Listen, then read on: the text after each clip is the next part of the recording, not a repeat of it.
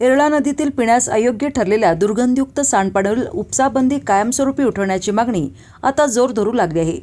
वसगड येथील स्वाभिमानी शेतकरी संघटनेच्या बैठकीत ही मागणी करण्यात आली। स्वाभिमानी शेतकरी संघटनेचे नेते संदीप राजोबा यांनी सांगितले की निमणी बंधाऱ्यापासून ब्रह्मनाळ ते कृष्णा येरळा संगमापर्यंत सध्या नदी पात्रात विविध गावांचे दुर्गंधयुक्त सांडपाणी साचले असून ते थेट कृष्णा नदीत मिसळत आहे। त्यामुळे 10 ते 15 गावांच्या पिण्याच्या पाण्याचा प्रश्न गंभीर बनला असून गॅस्ट्रोसह साथीच्या आजारांचा धोका वाढल्याचा इशारा त्यांनी दिला। उपसाबंदी उठवण्याबाबत जिल्हाधिकाऱ्यांकडे निवेदन देण्यात आले असून पाटबंधारे विभागाचा अहवालही सादर करण्यात आला आहे।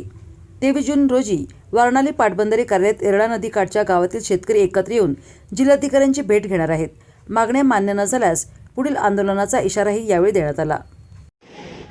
आज वसगडे येथे येरळा नदीवरील उपसाबंदी रद्द करावी यासाठी नांद्रे, वसगडे, खटाव, ब्रह्मनाळ, शिरगाव, बेंद्री या गावाची बैठक लक्ष्मी मंदिर येथे पार पडली व त्या बैठकीमध्ये या ठिकाणी येरळा नदीमध्ये जे आता सध्या पाणी आहे डबक्याच्या स्वरूपात, ते पाणी हे तासगावचा कापूरवाडा म्हणजे जे नगरपालिकेचं घाण पाणी, जे सांडपाणी आहे, तसंच या इतर गावातील सांडपाणी आहे आणि सदर पाणी हे थेट ब्रह्मनाळ येथील कृष्णा नदीच्या डोहात मिसळते व या डोहामधून जवळजवळ 15 ते 20 गावांना पिण्याच्या पाणी पुरवठ्यासाठी योजना कार्यान्वित आहेत आणि हे पाणी त्या डोहामध्ये गेल्यामुळं साथीचे आजार निर्माण होण्याची शक्यता आहे आणि हे पाणी जर इतर शेती व इतर कारणासाठी त्याचा वापर केल्यास हे पाणी दूषित असून त्याचे अद्ययावत रिपोर्टसुद्धा शासनाकडे गेलेले आहेत की ते पाणी दूषित आहे, पिण्यालायक नाही।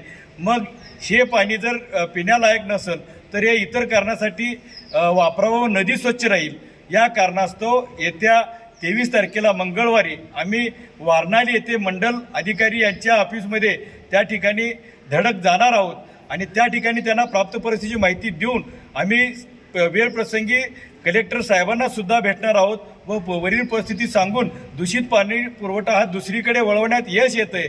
तर त्या ठिकाणी आम्हाला त्यांनी उपसाबंदीचा निर्णय जो आहे एरियावरचा तो रद्द करावा, यासाठी आम्ही पुढील जे काय करावं लागेल ते करणार आहोत।